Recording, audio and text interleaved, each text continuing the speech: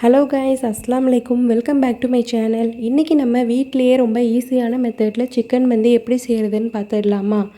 அதுக்கு ஃபஸ்ட்டு நம்ம மந்தி மசாலா ரெடி பண்ணிக்கலாம். நான் கொடுத்துருக்க மெஷர்மெண்ட் அளவுக்கு வறுத்து மிக்சியில் பவுடர் பண்ணி எடுத்து வச்சுக்கோங்க. நெக்ஸ்ட்டு குக் பண்ணுறதுக்கு ஸ்டார்ட் பண்ணிடலாம். ஆயில் 6-7 ஸ்பூனுக்கு ஆட் பண்ணிக்கிறேன். நெய் உங்களுக்கு தேவைப்பட்டுச்சுன்னா நீங்கள் ஆட் பண்ணிக்கோங்க, இல்லைனா ஸ்கிப் பண்ணிவிடுங்க. நெக்ஸ்ட்டு ஆனியன் 2-3 ஆனியன் நான் ஸ்லைஸ் பண்ணி ஆட் பண்ணிக்கிறேன். நல்லா வதக்கி விட்டுருங்க. அரிசி இன்றைக்கி பாஸ்மதி ரைஸில் தான் நம்ம செய்ய போகிறோம். அரை மணி நேரத்துக்கு முன்னாடியே நான் அரிசியை ஊற வச்சுட்டேன்.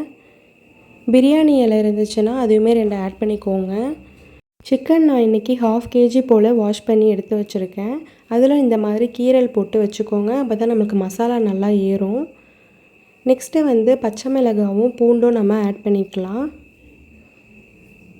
மசாலா இந்த மாதிரி அரைச்சி எடுத்து வச்சுக்கோங்க. இஞ்சி பூண்டு பேஸ்ட்டு 2 ஸ்பூன் ஆட் பண்ணிக்கிறேன். பச்சை வாசனை போகிற அளவுக்கு நல்லா வதக்கி விட்டுருங்க. நெக்ஸ்ட்டு நம்ம பவுட்ரு பண்ணி வச்ச மந்தி மசாலா 2 ஸ்பூன் அளவுக்கு எடுத்துக்கோங்க. 1/4 ஸ்பூன் மஞ்சத்தூள் ஆட் பண்ணிக்கோங்க. இப்போ நல்லா மிக்ஸ் பண்ணி விட்டுட்டு நம்ம தண்ணி ஆட் பண்ணிக்கலாம். நான் இன்றைக்கி 1 கிலோ பாஸ்மதி ரைஸ்க்கு 1.5 படி மாதிரி தண்ணி அளந்து எடுத்துருக்கேன். தேவையான அளவு உப்பு ஆட் பண்ணிக்கோங்க.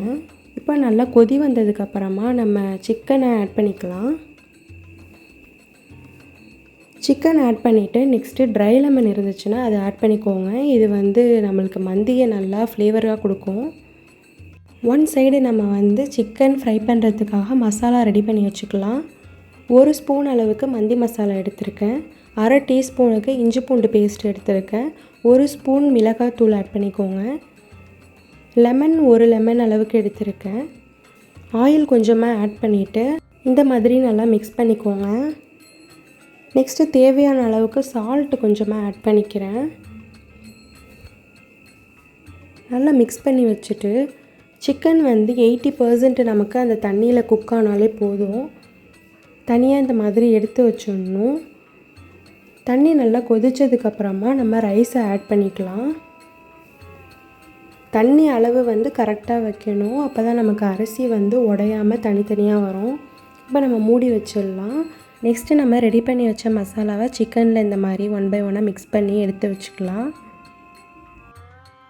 இப்போது சிக்கன் ஒன் சைடு நம்ம ஃப்ரை பண்ண ஸ்டார்ட் பண்ணிடலாம்.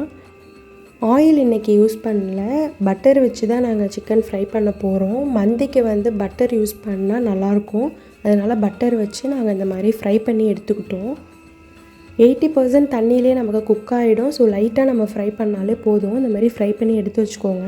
தண்ணி இப்போது நல்லா அப்சர்வ் ஆகிடுச்சு. லாஸ்ட்டாக தம்மில் வைக்க போகிற ஸ்டேஜில் நம்ம ஃப்ரை பண்ண சிக்கனை 1 by 1 இந்த மாதிரி நம்ம வச்சுக்கலாம். இப்போது லாஸ்ட்டாக ஒரு சின்ன கறித்துண்டு எடுத்து ஹீட் பண்ணிவிட்டு அதை நம்ம ஒரு பவுலில் வச்சு லாஸ்ட்டாக பட்டர் அது மேலே ஆட் பண்ணிவிட்டு நல்லா டைட்டாக க்ளோஸ் பண்ணி வச்சுருங்க. அவ்வளோதான், டேஸ்டியாக நல்லா ஃப்ளேவர்ஃபுல்லான அரபிக் ஸ்டைலில் ஒரு மந்தி நம்ம வீட்டிலையே ரெடி பண்ணியாச்சு. நீங்களும் கண்டிப்பாக உங்கள் வீட்டில் ட்ரை பண்ணி பார்த்துட்டு சொல்லுங்கள். அஸ்ஸலாமு அலைக்கும்.